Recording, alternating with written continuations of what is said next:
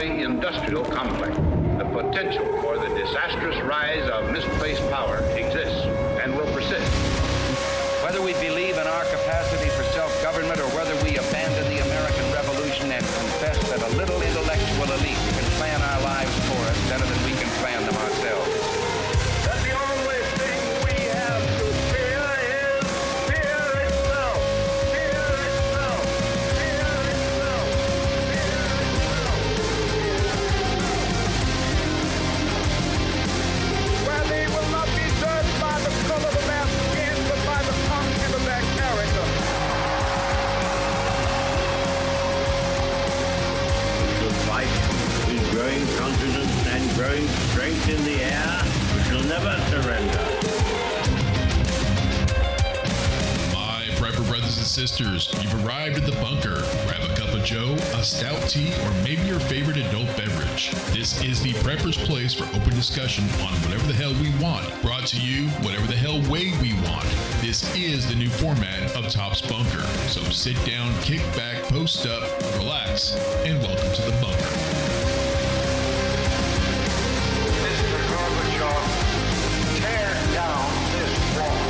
Military-industrial complex. And we as a people will get to the promised land. We will make America strong again, proud again, safe again.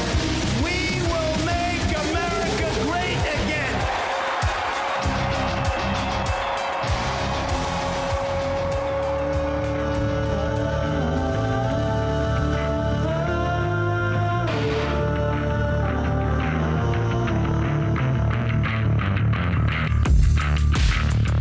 Preppers, survivalists, off-gridders, homesteaders, and the like. Welcome to Top's Bunker, a podcast for preppers. Leave a voicemail to get on the show, speakpipe.com/tops, or use a live message option on our Facebook group, Top's Bunker. Email us at shtf@topsbunker.com. Visit our site, topsbunker.com. I want to thank y'all for joining us. We've got a great show for you. Tonight, we'll be kicking off our new Top's Bunker series hosted by Rhonda and Missy that they have lovingly and proudly named the Dirty Garden Hose Show. This new series will be aired once each month and will only feature female guests. What will they be talking about? Well, I'm glad you asked. They'll be talking about whatever the hell they want, whatever the hell way they want. This new series will showcase preparedness topics brought to you from a woman's point of view. But fellas, make no mistake about it. Listen to me closely now. If you're not listening to the women in your lives, you're an idiot. So don't be an idiot, okay? Great. Here's Rhonda and Missy debuting their first episode. Let's get to it.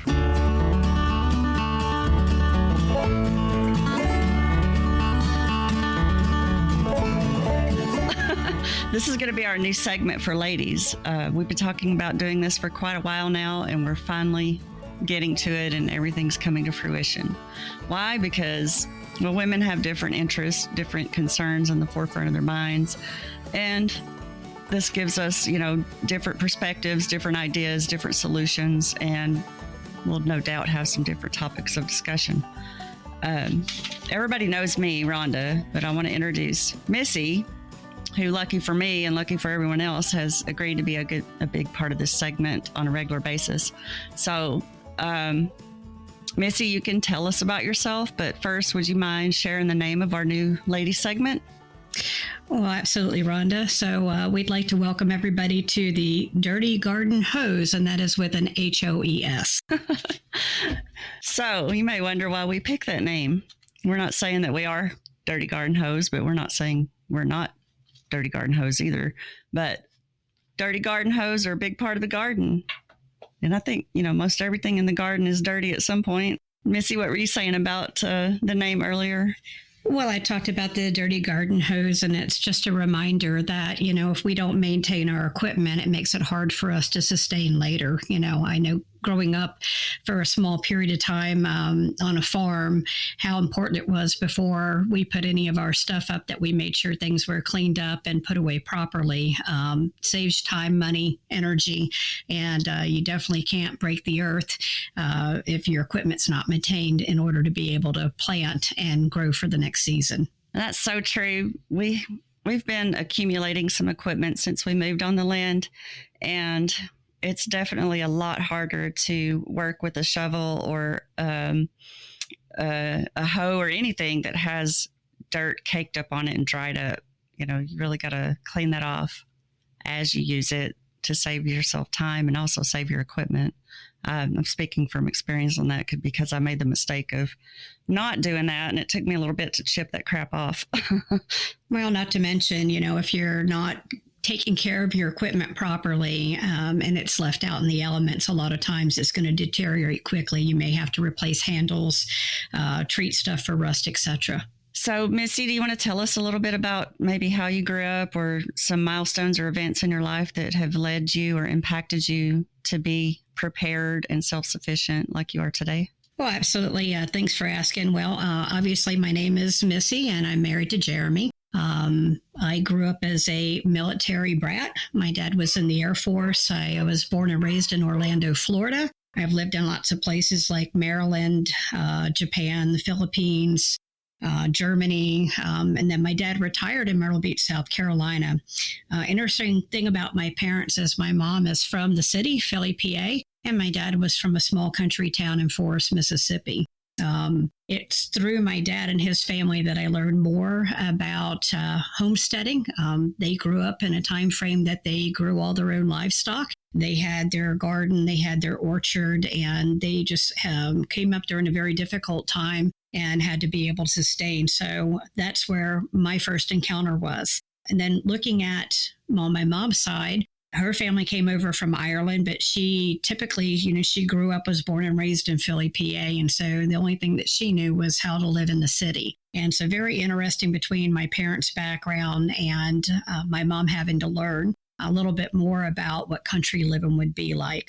So it's nice to be able to have that background. And the fact that we traveled a lot in different countries and learning about different cultures and what they do in those areas to take care of their families. That's quite a diverse background. When you visited your grandparents, did you help take care of the livestock and the garden and things like that? Well, by the time frame I went and spent a small season living with my grandparents, they were pretty much down to just the cattle. But I did get to hear lots of stories about what it was like when they had the pigs and the chickens.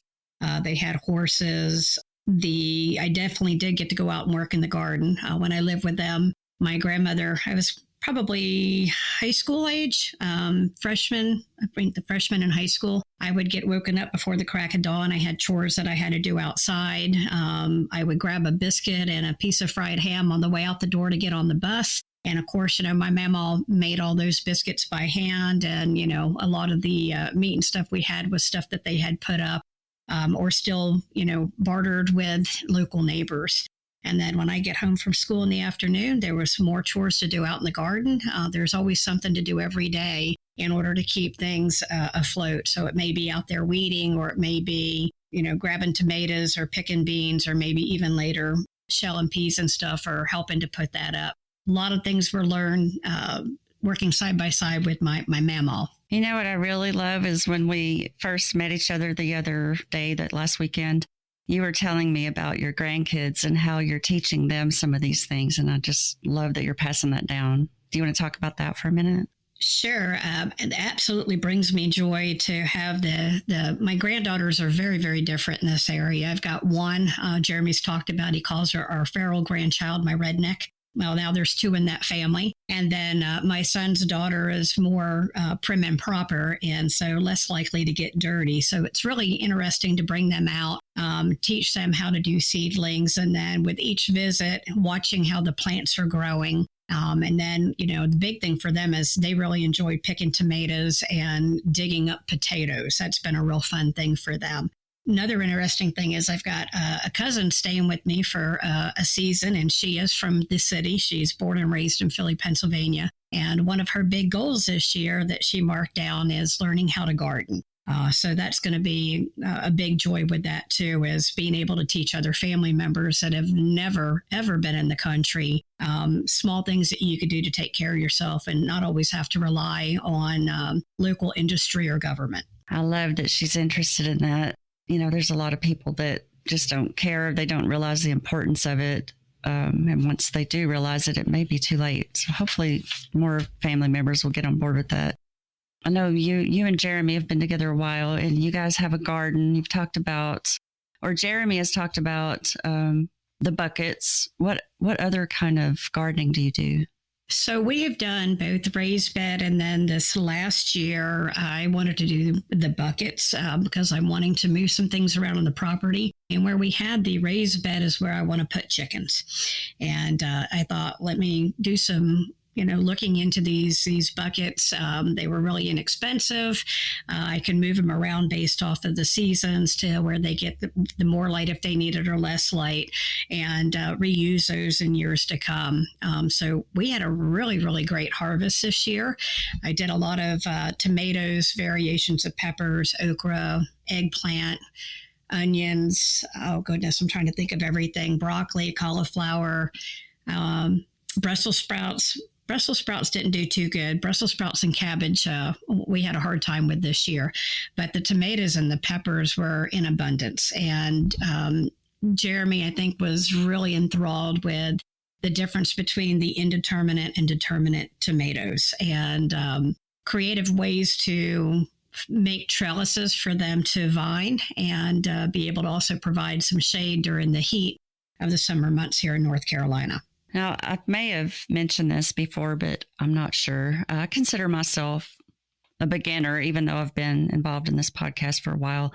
I'm still learning. So when there's a topic that I'm interested in, I get online and I do all kinds of research on different websites.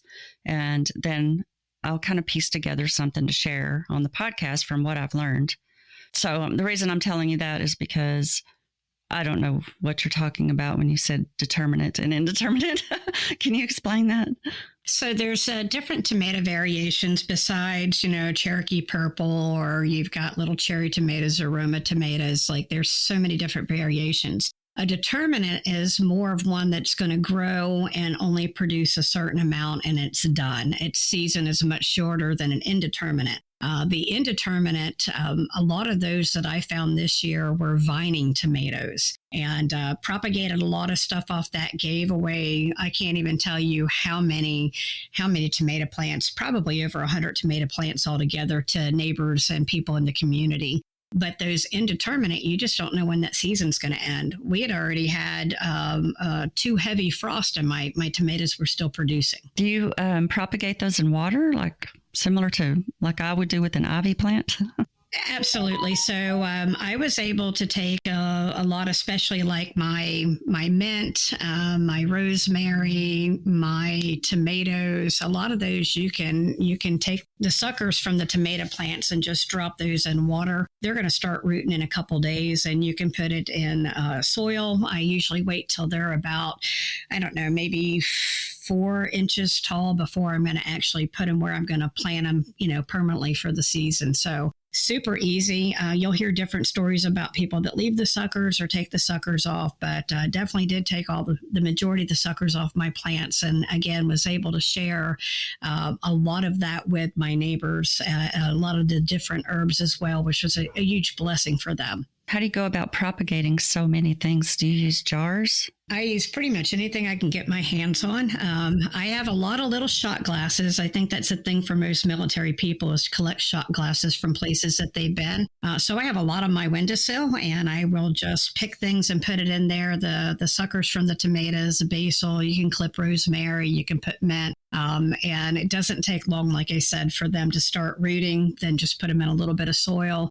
You can even put them in toilet paper rolls to start with. Once you're, I've also used those for seedlings, but once you're taking them out of that water and putting it into soil, there's a lot of things that you can do. It just depends. Are you going to keep it or are you going to give it away? I'm particular about my containers. I want to keep my containers. So a lot of times if I'm giving them to neighbors, they're going to be in those little toilet paper rolls. You can kind of cut those in half and use those in maybe even a tissue box, cut the top off and line all those in there, and then you can be able to give those away. What a great idea. I did pull all the suckers off of our tomato plants and pepper plants, but I put them in dirt instead of water. Like, I just transferred them over to a different empty area of dirt, and they did grow, but they didn't really produce anything.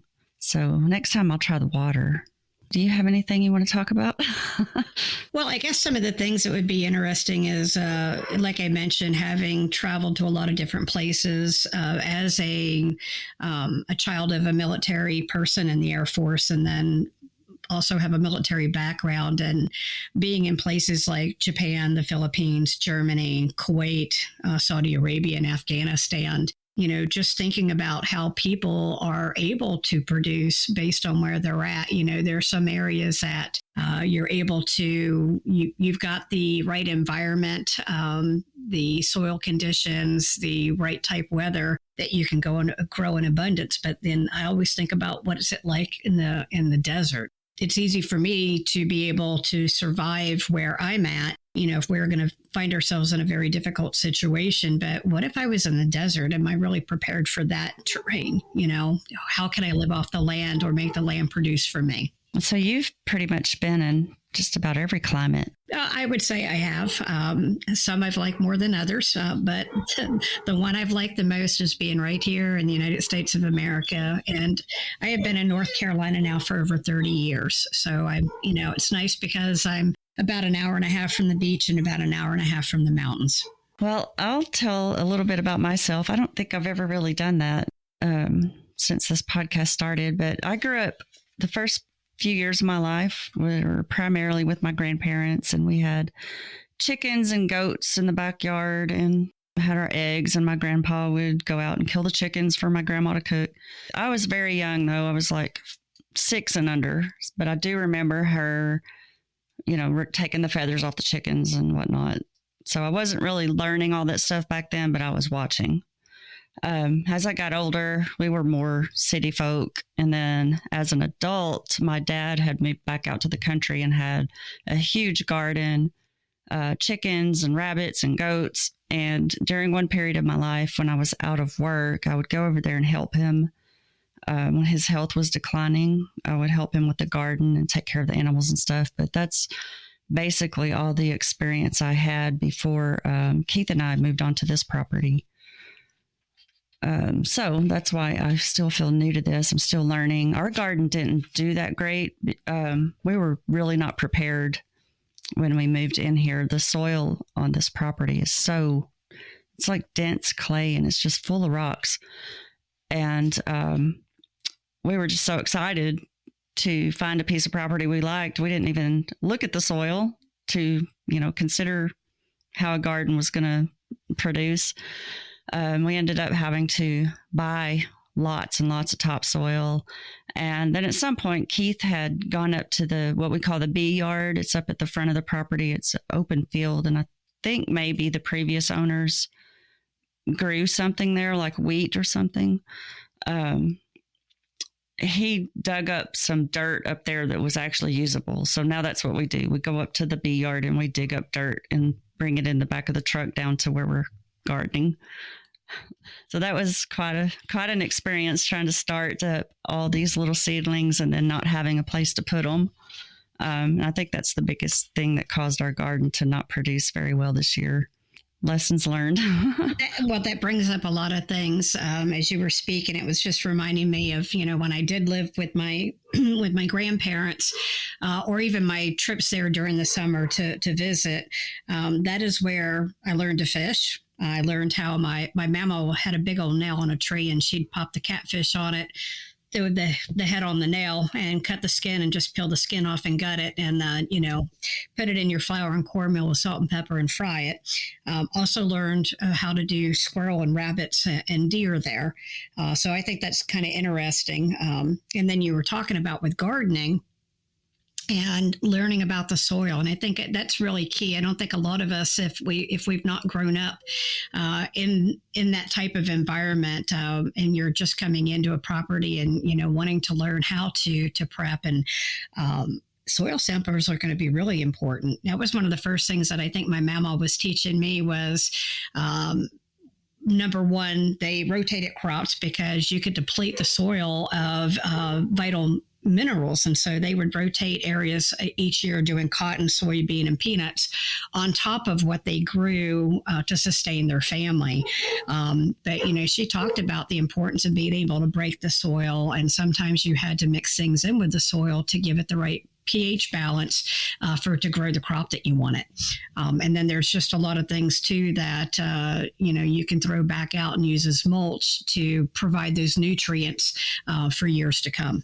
That's one thing that we did start is a huge compost pile, and it's looking good. It's starting to turn black. But oh my gosh, we have so much compost to throw out we usually take it out a couple of times a week. And I think that's going to make a big difference in our gardening this next spring. So we have definitely been doing a compost pile.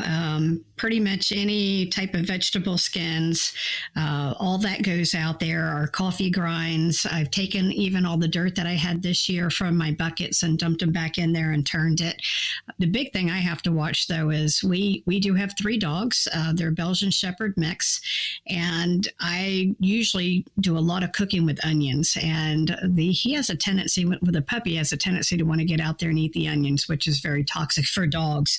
So I'm having to make sure that those go into an enclosed container instead of one of the big piles where I'm just, looking to turn things. Mm-hmm. That's a little weird, a dog eating an onion. Oh, exactly. We were wondering why his gut health wasn't as good as it should have been. And then I found out the other day when we went out there, he jumped in there and I caught him with an onion part in his mouth and had to take it out. And I'm like, yeah, we got to keep you away from that. No more onions in the open mulch pit. I haven't caught our dog yet, but I'm sure he probably gets in there. Well, they like to try to eat the eggshells too. We throw all of our eggshells out there. Those are really good for your plants as well, crushing those up, the calcium and stuff that comes out of it. I'm glad you brought that up. We actually keep our eggshells separate because we dry those out in the oven. Well, we boil them first, then we dry them out in the oven and grind them in a coffee grinder that we have specifically for that. And we mix those into scrambled eggs and feed it back to our chickens. And then we also have, we'll also put it into the compost. We kind of alternate because we don't want to give the chickens too much calcium. And I've heard that version. My daughter, Kelsey, had a lot of chickens, and that was one of the things that they did as well. For me, I didn't have chickens. We'll see what happens this year because that is one of my goals is to have those out there in time. And I think listening to one of your previous podcasts, talking about being prepared, and you have to do a lot of backward planning if you're going to get certain projects done in a time frame. And so I may wind up splitting some of those eggshells between feeding them back to the chickens and putting them in the garden as we continue to grow our property. With the chickens, that's something new also for us. So we're still learning about all of the different things to watch out for with the chickens. And when some of the eggs were coming with like hard raised spots on the shell, like they almost feel crusty or something, but they don't come off. I Googled that, and it's actually excess calcium. So that's how I realized we were giving them too much. So now we just alternate between giving them, we don't give them as much eggs as we were. That's very interesting, though. And I know we eat a tremendous amount of eggs in this household. We do too. It's probably not good for us to eat as many as we do. But there's a lot of uses for eggs. Well, Jeremy is one of the ones that he's going to get up pretty much every morning and he's eating 3 eggs. I don't know why it's that number, but he's going to have 3 eggs with something. That's the same for Keith, 3 eggs.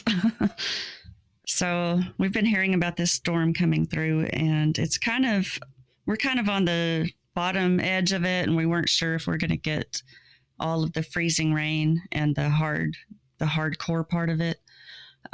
So yesterday we spent the whole day getting prepared just in case, and we're making sure we got buckets of water to flush the toilet with and stuff like that. We also were outside wrapping up the beehives and making the chickens warmer. One of the things that I did that I think was a good idea I got off the internet was I covered our blueberry bush with a feed bag. Those feed bags, I've been reusing those for all kinds of stuff. The inside of the chicken coop is lined with feed bags stapled to the walls to keep the draft from coming through. I've used them outside the chicken coop to block wind on part of the fence line. And I realized when I was outside, hey, I could put this over the blueberry bush. So I covered the blueberry bush with a feed bag and, covered the ground around the bottom of the blueberry bush to keep the ground from freezing. We have a couple of fruit trees also, but we got kind of lazy and we didn't cover those. So those are probably not going to make it. Do y'all have fruit trees? Not yet. We have been looking at purchasing land, and I didn't want to do too much here too soon, but I'm not opposed to I want to do blackberry bushes and blueberries. I thought that that'd be really neat to line the property with those, and also want to do a lot of sunflowers. Yeah, I'm looking forward to the sunflowers. I actually planted sunflower seeds in the spring, and something got in there and cracked them all open and ate them. They'll bring a lot of birds. Birds will eat them, but sunflowers are really great because they remove the toxins from the soil. Really? Yes, it pulls all that up. You can actually do some research and find out that in Chernobyl, they have planted lots and lots of sunflowers to try to replenish the earth in that area. Don't know how soon it's going to be habitable, but that was a big thing that I learned a couple of years ago, the importance of sunflowers of pulling all those toxins out of the soil. That's very interesting. And there's so many variations of sunflowers. That's some serious toxins. Well, you were talking about the storm and preparing. I was concerned we were going to get some. Everybody was projecting this big winter vortex and snowmageddon. We're not getting anything like the mountains are, but I always like to make sure we're prepared. So I keep oil lamps on hand. I have a lot of candles. There's other ways that if you are without power and you don't have a generator, you can take your gallons of water, containers of water, and you can fix flashlights. So if you need light at night, it helps to illuminate. You can also take little solar lights and put those in planters and let them gain light during the day and then use those in the evening to provide light. I know for us, I'm big with my fireplace, and so I've already got wood stacked all over the front of the house and the back of the house. And I think I've already mentioned we've been running the fireplace about 24/7 now because of the temperatures. But even if we're without power, I don't have a gas stove.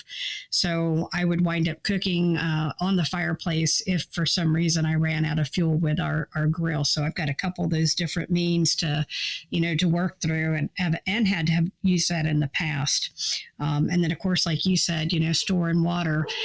We always will fill, a bathtub up with water, but we also have those big water containers, and we typically have at least 5 of those on hand at any given time.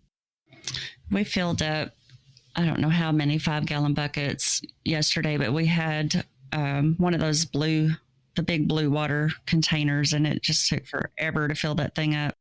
Hopefully we won't have to use it. Was that one of the 2-gallon ones, or you like a Lowe's type container, like a 5-gallon paint bucket? No, it's like 15 or 20 gallons. It's huge. Wow. Yeah, that would take quite a time to fill up. Yeah, and as far as cooking, our stove is electric also, and our wood burning stove is not the kind that we can cook on, or, the flames are enclosed. We can't really use that for cooking, but we did make sure we had propane for the grill that we have outside. And we also have a camp stove that we could use. So we just kind of made sure we had everything handy just in case, because last year it did get really bad. The well froze, the electricity went out. Keith was, trying to melt snow to flush the toilet. It was crazy. So who knows? Hopefully it won't get that bad tonight. Shared misery builds memories. Yeah. That's a good point. Yeah, I've had years past that, like I said, I've got a lot of cast iron cookware that I can use in the fireplace. And when the weather gets really, really bad, putting blankets up and closing off, and everybody just kind of hunkering down in one room to keep all the heat there. So even though they can be difficult times and you could be without power for days on end, those are the things that the kids remember the most, because we also find find ways to have, play games and pass time. And unfortunately, things have gotten, technology is a wonderful thing, but some of us get so busy that we fail to connect. So sometimes I think it's kind of neat that we have to deal with those storms that take some of those luxuries away from us to remind us what's really the most important is family, that family and being able to connect. It's so true. It's playing a board game or playing cards with the family is a lot different than playing a game on your phone. Oh, absolutely. And I'll just tell you, during this holiday break, my granddaughter Vela has spent a good bit of time over here with her younger sister Caroline. And it was a great joy putting her at the table and teaching her how to play Uno and watching the lights go on in her eyes when she started figuring out strategies and really how to use those, draw 2 and draw 4 cards to get even with us, or the reverse. Like, she really started figuring things out. And I remember as a kid, to be invited to the card table, especially by my grandparents, was a huge thing. You're like, hey, I've finally arrived. Like, I'm getting a seat at the table. So I taught her how to play Uno, and Jeremy taught her how to play Battleship. Nice. I think that's something that's missing from some of the younger generation is things like that, where you learn strategy and you learn problem solving. There's kids that I've met. I say kids, but they're adults. That just don't know how to solve their own problems because they've never had to do any kind of troubleshooting or and I figure agree out with strategy. Yeah, I agree with you. There, in my opinion, there's been a breakdown in critical and creative thinking by this current generation. They do have a lot of skills that I don't have, technological skills. But again, if all that goes away, can you navigate? Can you use a regular map, or you're so reliant on GPS? Do you know how to filter water? Do you know how to start a fire? Do you know how to grow your own food? Do you know how to dress wildlife and be able to put that up to sustain? It can be any type of thing. Is like, what are the next steps, chronological order, or backward planning, what needs to happen. You have to be in a place that you think, and it's not all about how you feel. That's so true. Can I ask a question about your goal setting and how you plan things out? Oh, absolutely. So, and this is back to the garden because that's what my mind is stuck on right now. Do you actually write out a plan for which vegetables to plant when, or which seeds to start at what time? I haven't, but that is one of the things that is on my mind right now. I will be honest with you. I've kind of downloaded a couple things that based on my zone of what the time frame is to start those. And I was just talking with my cousin the other day, here we are, it's the beginning of January. In the next 3 to 4 weeks, I need to start getting my seedlings prepared and put into a greenhouse for certain vegetables that need to go ahead and get planted if we're going to have a return in the early spring and into the summer. So I'm already thinking about that, but it is something that I do need to write out, and I want to put on a calendar because not everybody thinks the same way. And I think it's important for most of us, if we're visual and if you have a date on the calendar, so that you don't let anything else interfere, because it's no fun if you're behind the power curve trying to do all your seedlings, and then by the time frame they're supposed to produce, the season's gone. I'm totally deadline driven. If I don't have a deadline, it's not going to get done. These are our winter months, and so now's the time to be growing like your Brussels sprouts and broccoli and cauliflower. They do wonderful in this type weather. Your carrots, that type deal. But I also, I would say mid to late February, I want to start getting some of my tomatoes and stuff taken care of. And you can grow potatoes 2 or 3 times a year, And I love to do the potatoes. I think that, again, is one of the funner ones because the grandbabies come over and they think that's the neatest thing. It's like they're digging for gold. You found this big gem when you pull out this red potato or this russet. It's like a treasure hunt. I have a place. So our house is 2 level, but the bottom level is a walkout basement.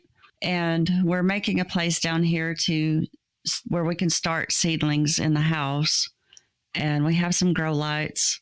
The one we have right now is red, and I don't haven't studied a lot about the grow lights and the different colors. I haven't gotten very far with that. I've gotten so far as to separate my seed packets out to what to do next and what to do later. But yeah, I definitely need to get that on a calendar like you were talking about. Well, and I have containers. I use a lot of my coffee containers to store, coffee containers and pill bottles to store my seeds. I've got all kinds of seeds because I love peppers. I was down in Texas last year, and I brought home a bunch of jalapeno seeds and poblanos and all that came over from Juarez, Mexico. And one of the things that, so I've been putting them into little pill bottles because I kept it dry. And then I can fill those into one of my we're big drinkers of Folgers Black Silk coffee. So they're usually big containers that are plastic, and I can put those in there. I've also got a lot of seeds that I took from my plants this year and all my marigolds. Why spend $3 or $4 on a pack of seeds when you can get it for free the next season? So I've got so many seeds. It's not funny. And then Jeremy purchased a really neat thing for me as a gift. And it's my seed storage book, and it provides 100 different seed envelopes, 25 pack of 4-pocket clear sheet protectors, fit in standard seed packets, and storing vegetables, herbs, and flower seeds all in one organizer. So it looks like a 3-ring binder, and it has these little slips, almost like the old photo albums. And then you have the paper packets that you could put your seeds and label and put them in there. So you can have, like I said, 25 packs of 4-packet, so over 100 seeds, different variations that I could put in there. Is it literally a 3-ring binder where you can put in dividers? It is. And it's got all these little storage packets in it, and you can put the dividers. So if you wanted to organize and say, this is what I need to do in January or February, March, or if it's by quarter, you could do that, and you have that already. There's not a whole lot of searching. So, if you're mindful when you're setting it up, it will save you a lot of time and energy later. Wow, I'm going to have to, maybe you could share or have Jeremy share the link, and we can put that in the show notes for people. Oh, absolutely. I thought this was really neat, but Cool. We don't have to order anything if we had really taken time. I'm sure I have all that here, but like I said, for me, it depends on if we're going to purchase more land and how much gardening we're going to do. I'm going to need something bigger, but that to me, you guys recently did a podcast, and you were talking about what are some good gifts to give somebody that's maybe new to this. That would be a great gift. That great gift that you set up already helped them to study their zone, have different seeds in there for them, and kind of the how-tos. That would be the perfect gift to give somebody. And it doesn't have to be, at the end of the year or the beginning of the year. I think that's a great gift for anybody that is wanting to get out there and learn how to grow their own, fruits and vegetables. We might have to expound on that one at a later date. I think that would, we might have to give somebody that and then get them on the show and talk about how beneficial it was for them. But I promise you, I will have tons and tons of marigolds this year. I had them all over the place. They're natural repellent to certain insects that eat your fruits and vegetables. Lavender is your, mint, rosemary. There's different things that, you plant around the different vegetables that are prone to certain other insects that will tear them apart. And I just can't wait to get the marigolds planted this year and all the different variations of sunflowers. I don't know what it is about a sunflower, but I had yellows, I had orange, I had some that were multicolor, I had some that were like a red velvet, some that were purple. It was just absolutely beautiful to watch them grow. I love sunflowers. I had a short stint of living with my cousin, and she had giant sunflowers in her yard. They were bigger than my head, but they were so pretty. Yeah, and I love, it also draws a lot of birds, not to mention if I'm traveling, I'm one of the ones, if I need to stay awake, I like to eat sunflower seeds. Me too, yeah. Something about having to work the seed out of the shell. Gives you something to focus on. To focus on and alert, yes, absolutely. Well, I thought it was really interesting, talking about winter storms and being prepared for that. Yeah. Because there are a lot of folks that, well, we're talking about the home front. Thank goodness we don't have to. I'm not going to drive in it. Not being from the city or an area that gets a lot of snow. I'm the one that's going to hunker down. I'm going to make sure that I've got everything that I need to sustain myself, whether it's me having to make my own bread. There's things that you can do to actually, you can put your flour in different mixtures and yeast in a baggie and keep it close to your body to keep it warm to get it to rise. And you can still cook it on your fireplace. So there's a lot of things that you have to think about going into storms, how long you potentially are going to be without power, and what you're going to live off of, And the other thing too is you don't necessarily have to worry about food in your freezer going bad if the power's out, because if you got all that snow on the ground, you could just put your food out there in the snow. That's true. Yeah, we're the same. It's the roads out here they're like a roller coaster. We're not going anywhere. We're going to stay right here. And we do, we made sure that we had all the supplies, like you mentioned, to make our own bread. We've stocked up on canned goods last weekend. More, we're trying to actually fill up the pantry that we have more. We have like an abundance of the long-term storage food in the packets, but we don't have a huge amount of everyday food. So we've been building that supply up. But this storm actually, kind of prompted us to get in a hurry about that. So I think for us, if for some reason we were going to get hit with a big storm and lose our power, we're doing pretty good because we have an abundance of rice and beans. When Jeremy buys it, he buys like 25-pound bags of rice. So we've got different variations of jasmine rice that's put up, lots of different type of dried beans. I've got canned goods with, shelf life for many, many years. But I think the biggest thing for us that we're good on is all the kids basically had a great year during deer season, and they were able to put up a lot of meat. I know now we're going into duck season. I don't know what's going to happen with that, but we've got enough deer meat probably to last us for maybe the next 6 months. That's awesome. It has to be a sense of security to know that no matter what happens, you have food for a while. Oh, yeah. I just think about it again, being in different countries, and some people sustain over a bowl of rice. That might be the only thing they have through the day, that we definitely have an abundant life here. And having the forethought of being able to put some things up for tough times that we're not going to have to do without for, it'll be quite a while before we would do without.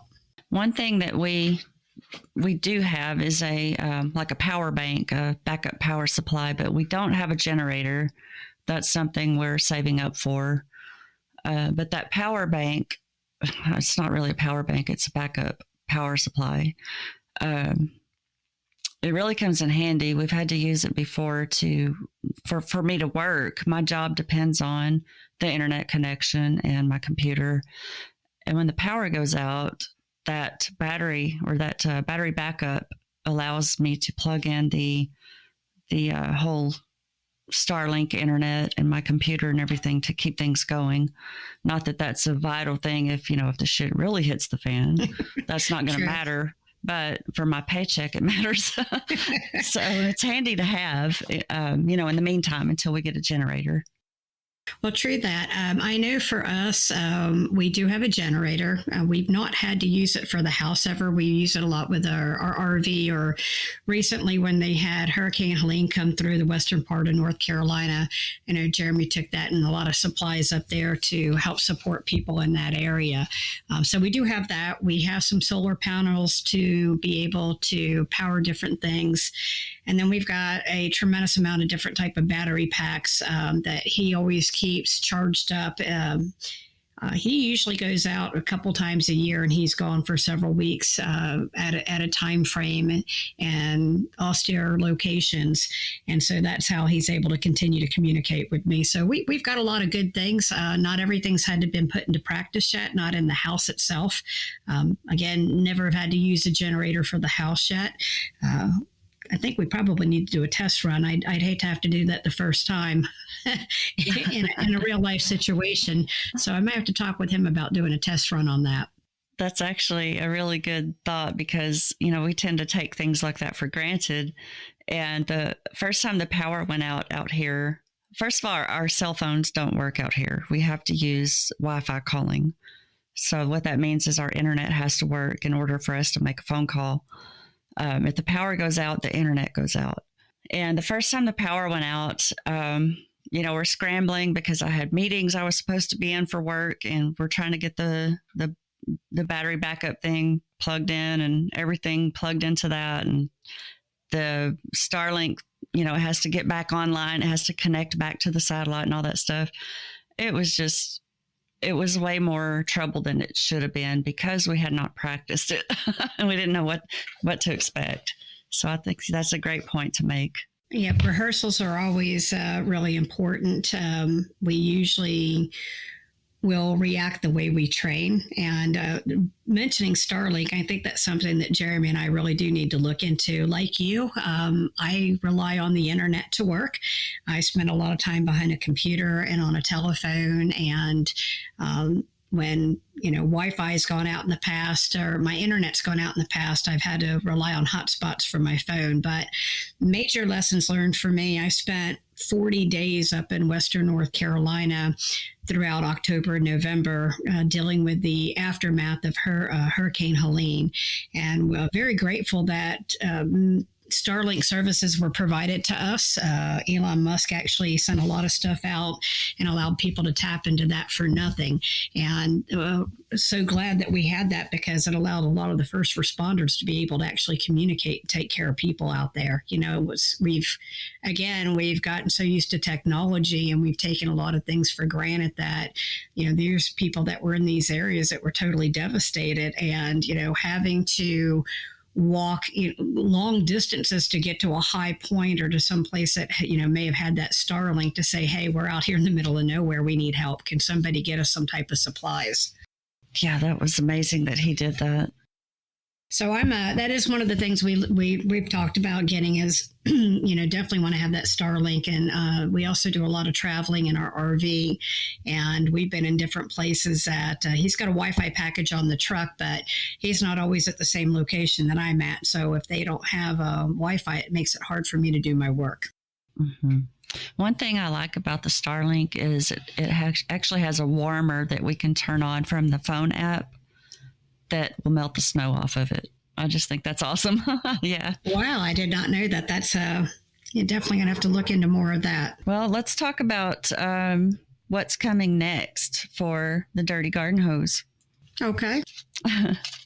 I like the idea of getting someone to come on here and talk with us that is like brand spanking new to this whole idea. Maybe they've just grown up with what they needed and they didn't really have to think about doing without. And now, you know, times have been hard this last few years with the inflation and things going on in our country. I think everybody's experiencing a little bit of fear of, you know, what could happen. You know, am I going to have to do without? Am I going to lose my job? Different things like that. So I think there are more and more people actually concerned about what needs to happen so that they, you know, can take care of themselves if need be. Well, I think it would be awesome to hear from somebody from their perspective. Like I mentioned earlier, sharing my background was I had a little bit of both. You know, I had a mom that was a city slicker and a dad that was a country boy, and having conversations with family that have only ever grown up in the city and, you know, asking them questions. Well, what happens, what happened during COVID? Like when everything's kind of shut down, and, how do you take care of yourself? What happened then?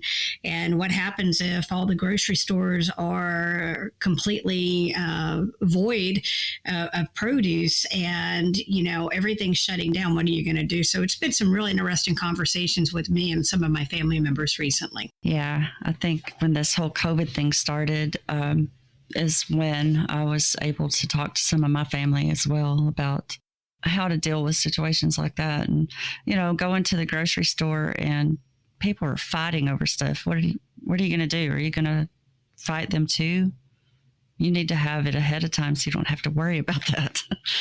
Well, not only that, we definitely are living in some trying times. Unfortunately, in the last couple of weeks, I've seen some horrid things in the news, and even some of the stuff getting closer to my location where there's just no sense of humanity anymore. So I can imagine some of the things that I'm hearing. What happens when you have food scarcity, food or water scarcity? How quickly is somebody going to be willing to take somebody else's life, to be able to survive? And, that is a reality, and it needs to be looked at. So again, how do you take care of yourself? How do you defend yourself? But the biggest thing is, we're fortunate because we've done research. Part of us, many of us may have already grown up a certain way that we've got ideas of, how to bug out, sectors of fire, et cetera, how to sustain yourself. But really, what about those people in the city? What's that going to look like when you have mass chaos and, they're trying to find a way to get to someplace, and, you're having to deal with people that are willing to go to the worst case extremes to be able to survive. And they may be coming onto your place because they know you have supplies that they don't have. So the big thing there's a lot of conversation that could be had on all that all the way around. But the better thing would be is, again, to be able to homestead and be part of a community that you can barter.